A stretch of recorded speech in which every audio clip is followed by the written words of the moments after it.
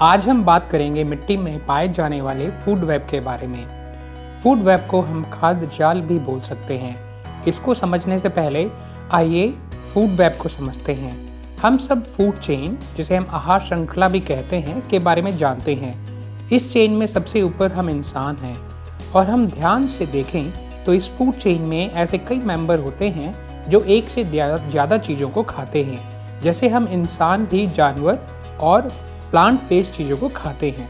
तो एक तरह से ये फूड चेन ना होके एक जाल ज़्यादा है, इसी को हम फूड वेब कहते हैं। इसी तरह से एक फूड वेब मिट्टी में भी होता है। ये मिट्टी में पनपने वाला जीवन है जो कि कई तरह के सूक्ष्म जीवाणुओं से मिल के बना है, जैसे इंसेक्ट्स, अर्थवॉर्म्स, फंगी और बैक्टीरिया। सॉइल फूड वेब को हम मिट्टी का बायोम भी कह सकते हैं। जैसे हम इंसानों के डाइजेस्टिव सिस्टम में कई तरह के बैक्टीरिया एंजाइम्स काम करते हैं अपने खाने को पचाने में, ताकि हमारा डाइजेस्टिव सिस्टम न्यूट्रिएंट्स को एब्जॉर्ब कर सके। उसी तरह मिट्टी में ये जीवाणु ऑर्गेनिक मैटर को ब्रेक करके प्लांट्स को प्रोवाइड करते हैं, ताकि प्लांट्स को ज़रूरी न्यूट्रिएंट्स मिल सकें।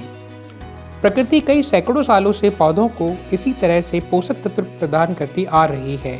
मोटे तौर पर देखा जाए तो इस फूड वेब में बैक्टीरिया, फंगी, प्रोटोजोआ और नीमाटोड एक बड़ी भूमिका निभाते हैं। जब ये सब मिट्टी में एक बैलेंस मात्रा में होते हैं तो एक दूसरे की सहायता करते हैं और एक ऐसा इकोसिस्टम बनाते हैं जहां बड़े बड़े जंगल, जैसे कि अमेज़न रेन फॉरेस्ट, बिना किसी मैनेजमेंट के हजारों सालों तक कई प्रजातियों को जीवन प्रदान करते हैं। क्या आपने कभी सोचा है बिना खाद या कीटनाशक के जंगल कैसे दुनिया के सबसे ताकतवर इकोसिस्टम बन जाते हैं? इसका उत्तर मिट्टी में बसने वाले जीवन में छिपा है। स्वस्थ मिट्टी पौधों को सभी आवश्यक तत्व सही मात्रा में प्रदान कर सकती है। इतना ही नहीं, हेल्दी सॉइल पौधों को कीट, बीमारियों, सूखे और बाढ़ से भी बचाती है। सॉइल फूड वेब प्रकृति को चलाने वाला एक सिस्टम है। दुर्भाग्य से हम इंसानों ने इस सिस्टम का बैलेंस बिगाड़ दिया है और इसी वजह से जिस मिट्टी में हम खेती करते हैं उसमें पौधों को बहुत स्ट्रगल करना पड़ता है। मिट्टी को जोतने से मिट्टी में पाए जाने वाले फंगी और प्रोटोजोआ खत्म हो जाते हैं और इसे मिट्टी में पाए जाने वाला फूड वेब का बैलेंस खराब हो जाता है, जिसकी वजह से ऑर्गेनिक मैटर ब्रेक नहीं होता और पौधों को मिट्टी से पोषक तत्व नहीं मिल पाते और हमें बाहर से खाद्य और कई तरह के केमिकल्स का इस्तेमाल करना पड़ता है।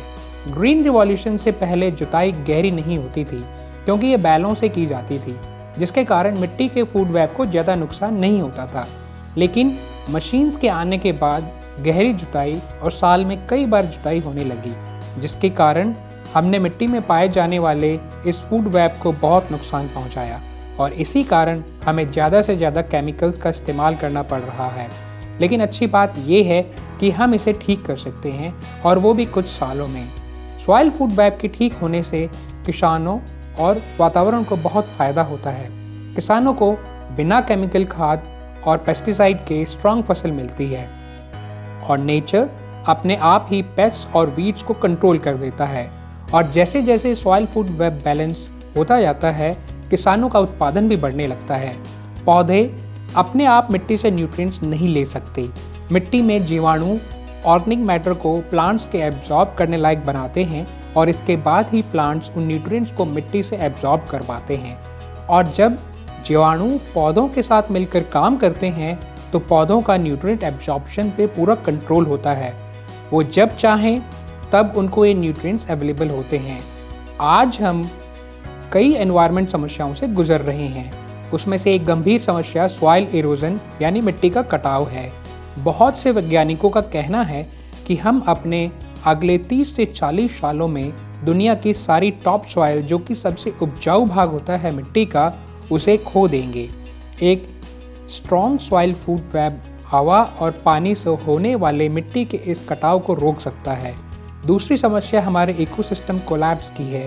यूनाइटेड नेशन के रिसर्च से सामने आया है कि हम हर दशक 25% कीड़ों की प्रजाति खोते जा रहे हैं। इनमें मित्र कीटों की भी एक बहुत बड़ी संख्या है। इस हिसाब से हम 1989 से लेके अब तक करीब 60% प्रजातियों को खो चुके हैं और पक्षियों की करीब 33% आबादी कम हो गई है। और इन प्रजातियों के खत्म होने में खेती में प्रयोग आने वाले पेस्टिसाइड सबसे बड़ा कारण है। आने वाले समय में क्लाइमेट चेंज एक विकराल समस्या के रूप में हमारे सामने होगी। एक हेल्थी सॉइल कई हजारों टन कार्बन को एब्जॉर्ब कर क्लाइमेट चेंज के दुष्प्रभावों से हमें बचा सकती है। दुनिया में सबसे बड़ा जीवित प्राणी व्हेल नहीं है, बल्कि एक माइसीलियम फंगस है जो 1665 फुटबॉल के मैदानों जितना बड़ा है और करीब 8000 साल पुराना है, और ये फंगस कार्बन से बना हुआ है। इसी तरह हमारी बॉडी भी 17% कार्बन से बनी हुई है, जो हमें हमारे भोजन से प्राप्त होता है। तो आपने देखा एक हेल्दी सॉइल फूड वेब हमारे लिए कितना इम्पॉर्टेंट है। हम आगे की कुछ वीडियोस में सॉइल फूड वेब कैसे पेस्ट एंड वीड्स को कंट्रोल करता है के बारे में और जानकारी देंगे। उम्मीद करता हूँ आपको ये वीडियो पसंद आया होगा। धन्यवाद।